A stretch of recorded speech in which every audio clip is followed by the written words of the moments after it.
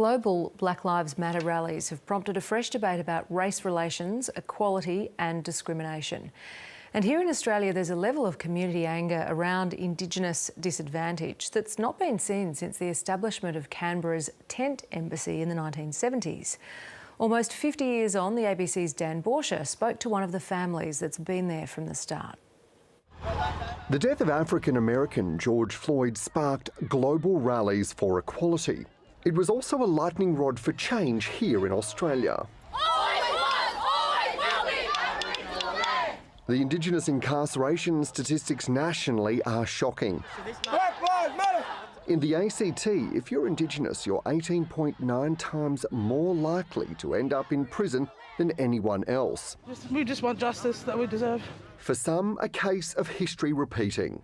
What began with 4 Aboriginal men setting up under an umbrella opposite Old Parliament House on January 26, 1972 became a movement. Auntie Matilda House and her son were there from the start on the far right of this group. Paul House was just a boy wearing a white jumper and playing with a toy car on the ground. That day lit a fire for the Ngambri Ngunnawal custodian for equality for all Australians. We welcome you all to country. We welcome everyone to our country, our ancestral country. Almost 5 decades later, Paul House says the embassy is more important than ever. It's been a struggle. Every day has been a struggle for all of us. But not without some progress. There has been change. Change is slow and the wheels turn slowly for change for First Nation people.